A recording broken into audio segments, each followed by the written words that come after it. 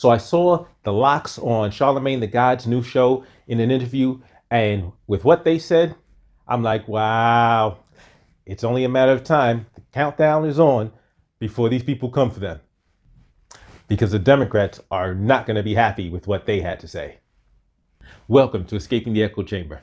So, the locks, they were on Charlamagne the God's new show. It's called The God's Honest Truth. And in this interview, in this portion of the interview, he actually directly asked them, what do you think, with your past, with your history of being able to get out of a bad record deal and just, basically forcing your way out?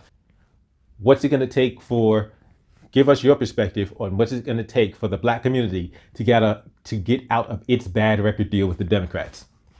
And he says, hey, do you think that the black community is in a bad record deal with the Democrats? And the answer was absolutely yes.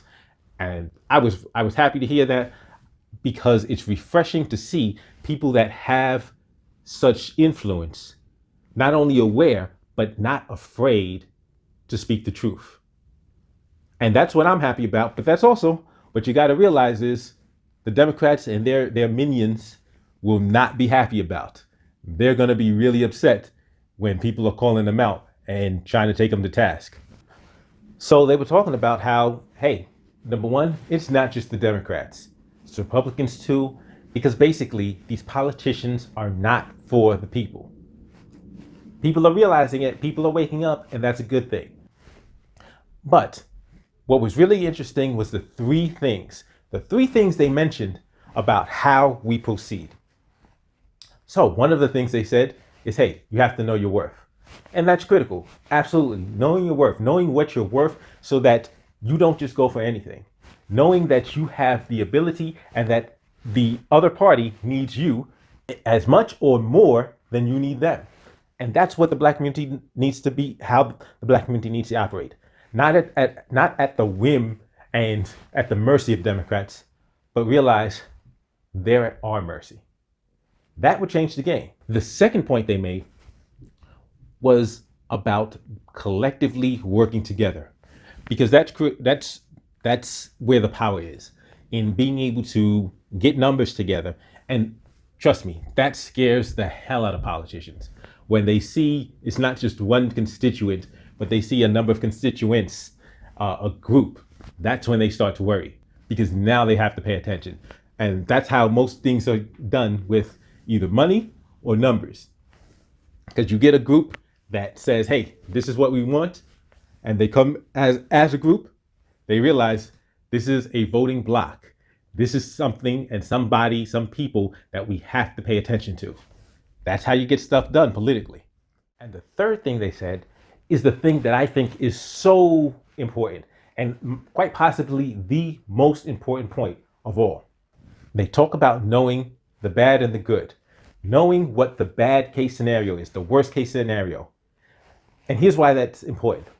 Because if you don't know what the possible drawbacks are, they can tell you anything. They can make up some doomsday prophecy that will scare the hell out of you and have you like, oh no, I'll do whatever you say. I'll just settle for whatever you give me. Just please, I don't want that. See, that's why it's important to know what the actual negative consequences are if things don't work out like you want them to. So going into the negotiation, going into the interaction, knowing what we want and what will happen if we don't get it from you or we have to deal with somebody else. Knowing the reality is critical, because you got to realize it is that factor which the Democrats have used to manipulate the black community more than any other factor. That's why they keep painting everybody else as racist. Now, there is racism from the other side. Definitely. There's racism from the Democratic side as well. But they need to paint a picture that everybody else, other than them, is just out to get us, out to just kill black people. Like literally, I think it was either Biden or Hillary was like, oh, they're going to put y'all back in chains. It was Joe Biden who said it. But the irony of it is that Joe Biden, the architect of mass incarceration, the man most responsible for locking up scores of black men and women in prison is talking about they are going to put us back in chains. The irony and the unmitigated gall. So they literally sold this fantasy that black people were going to be put back in slavery if they didn't vote for the Democrats.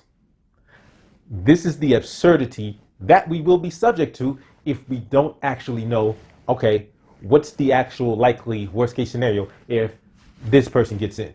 So like if Trump gets in, like were we actually going to believe that he was going to just start sending nukes everywhere and blow up the planet? Because that was the nonsense they were trying to scare people into believing. But if we know, if we're knowledgeable about what can actually happen or what's likely to actually happen, we're not going to fall for just anything. So if that stuff wasn't bad enough to piss the Democrats off and have them start targeting the locks, because listen, it's coming. They're going to go after the locks. I know this without a doubt. Maybe they won't even have to go publicly. Maybe somebody's already started calling them up like, listen, y'all better watch it. Y'all better watch it, or else we'll make life difficult for you. But what was really cool was to hear them say, we absolutely need to be politically independent. Yes, yes, that is what the black community needs, political independence. And I like the way there is one commentator, he put it, in fact, Charles Stewart, 8 Black Hands, great channel, deals with education. And I'm paraphrasing here. He says, there's no political, there's no permanent allies, only permanent interest. And that's just the perfect way to think about it. Like, stop thinking that we owe the Democrats anything. We don't. We do not owe the Democrats a damn thing. They owe us, but that's another story. But we have interest. We have things that we need to get done and agendas that we need fulfilled. And that's what we need to be focused on, not what they need, not what they want, not this behaving as if they're our friends. The Democratic Party is not our friends. The Republican Party are not our friends. We have things we need to get done, and the question is, who's going to serve these interests?